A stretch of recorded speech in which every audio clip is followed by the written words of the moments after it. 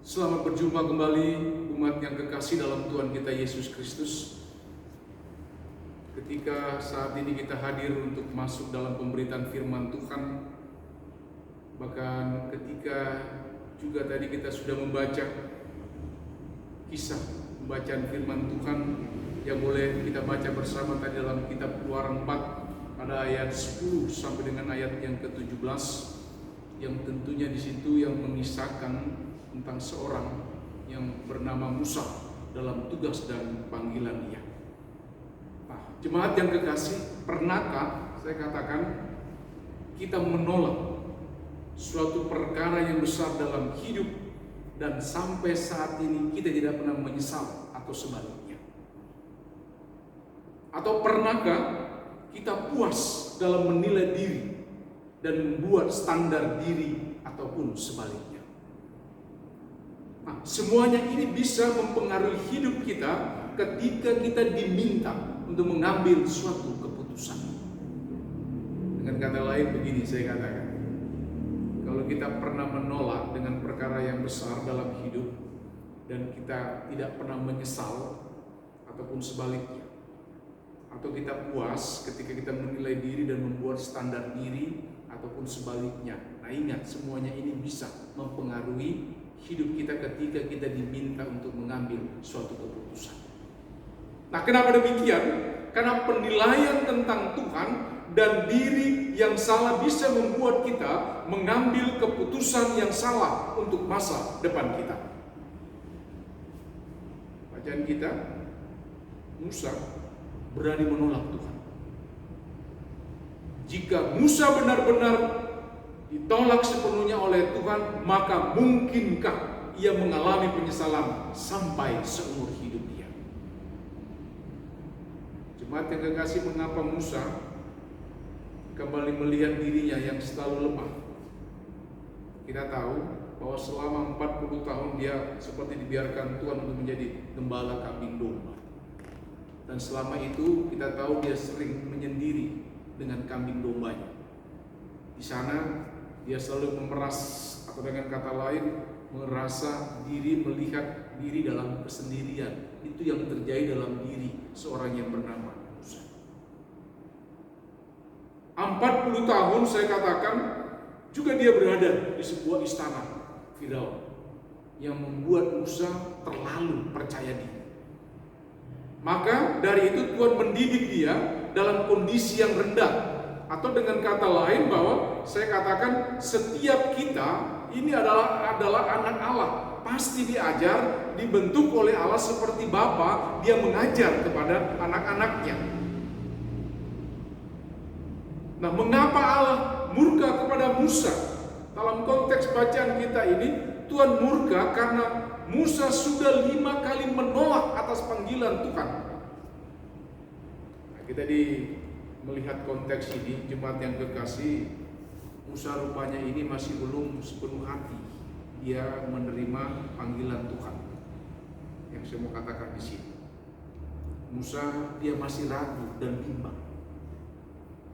Musa masih memikirkan apakah ada yang mempercayai dia sebagai utusan Tuhan nanti ketika dia menjalankan tugas panggilan itu.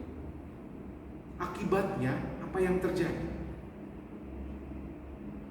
Musa benar-benar disadarkan dalam hidupnya.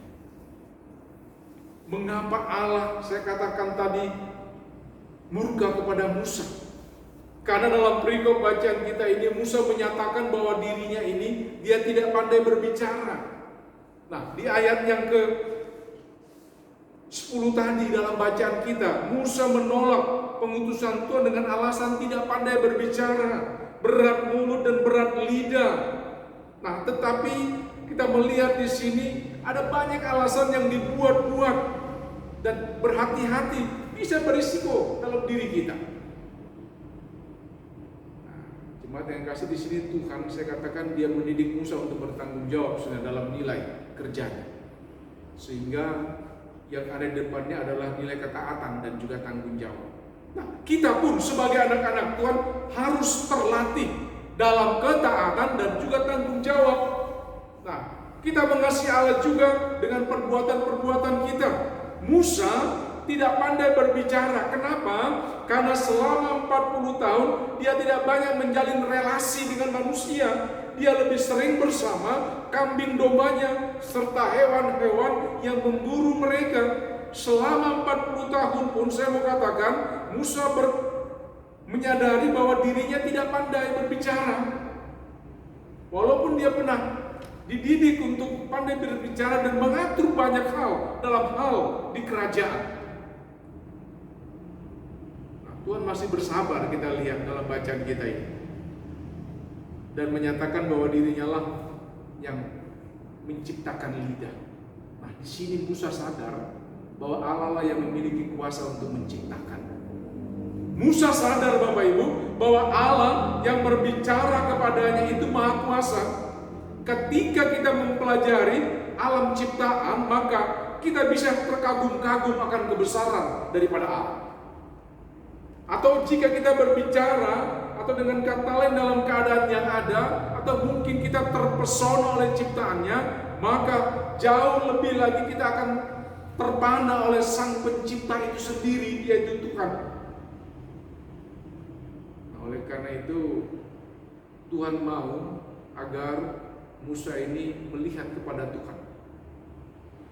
Ia melihat dirinya terlalu rendah meskipun ia saat itu sudah didampingi oleh seorang yang bernama Harun. Nah, jemaat yang kasih, kita melihat di sini ada proses. Kata-kata kita harus memiliki nilai kebenaran, hikmat, sukacita, dan damai. Ini bisa kita pelajari dari Alkitab. Karena kenapa saya katakan demikian? Karena kata-kata Tuhan Yesus mengandung berita Injil, berita yang sukacita yang dia sampaikan. Musa belum bisa memakai kata-kata itu karena dia masih melihat kepada dirinya yang tidak bisa apa-apa.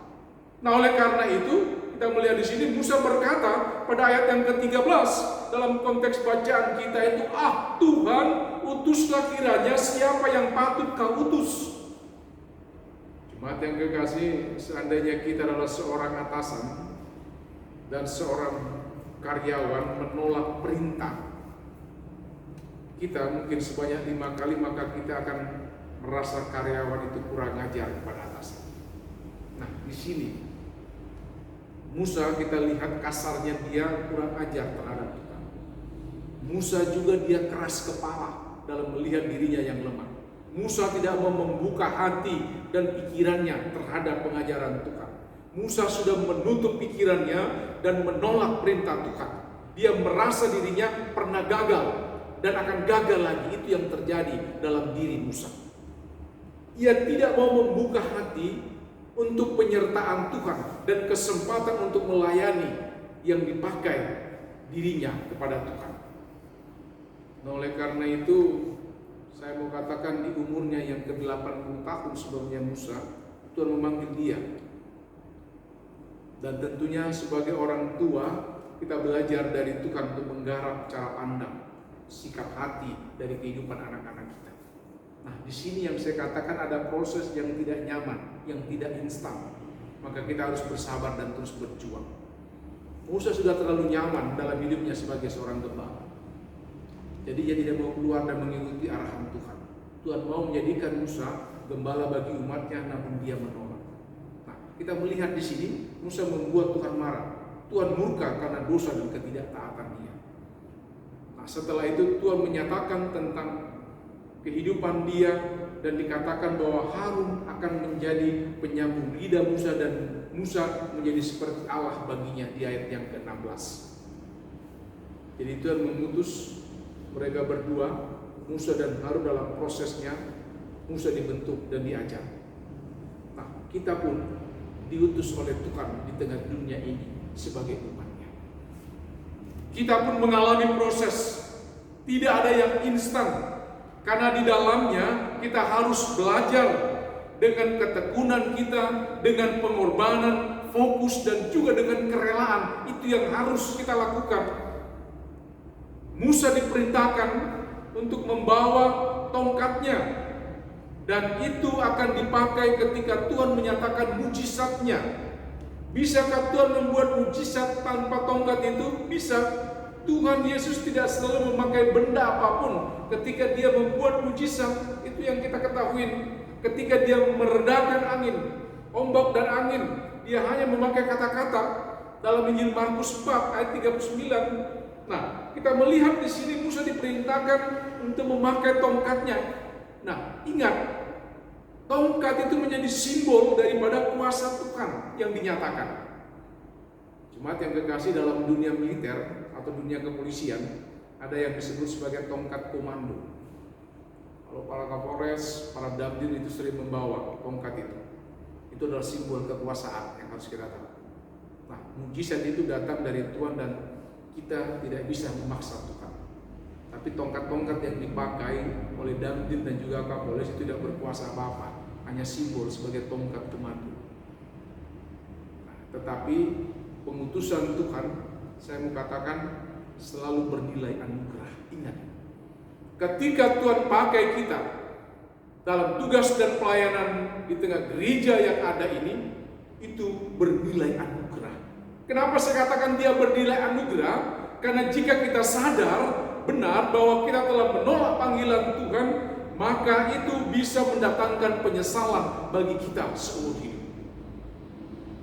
Sudah ada banyak orang yang menyatakan penyesalannya karena tidak mau taat pada panggilan Tuhan.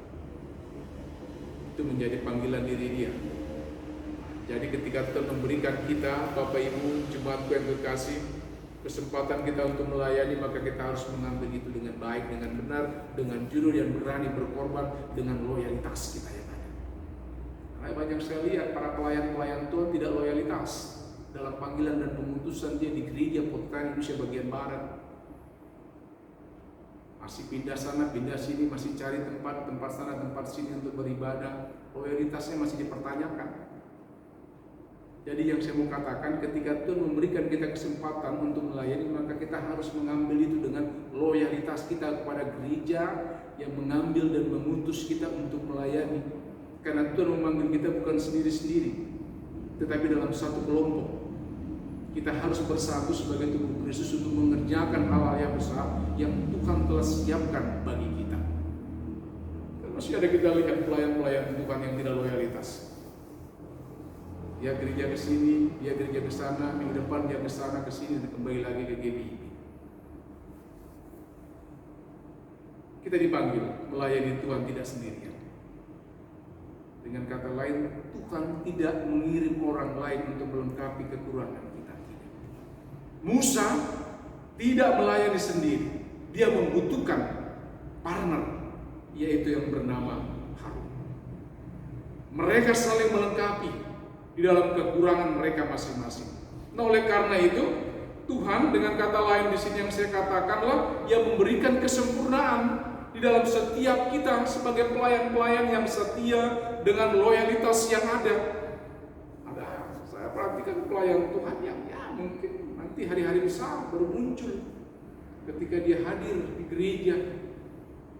Nanti pada hari-hari minggu yang lain tidak tahu dia kemana, dia gereja sana, gereja sini, itu yang terjadi. Ingat, tema kita, kekurangan manusia dan kuasa Allah. Dalam Tuhan, pelayanan yang kita ada, dan kita dipakai Tuhan memberikan kesempatan kita sebagai pelayan-pelayannya. Karena dalam pengutusan dan pelayanan kita harus bekerja sama dan bersama-sama berjuang, tentunya untuk memuliakan nama Tuhan, bukan diri kita sendiri.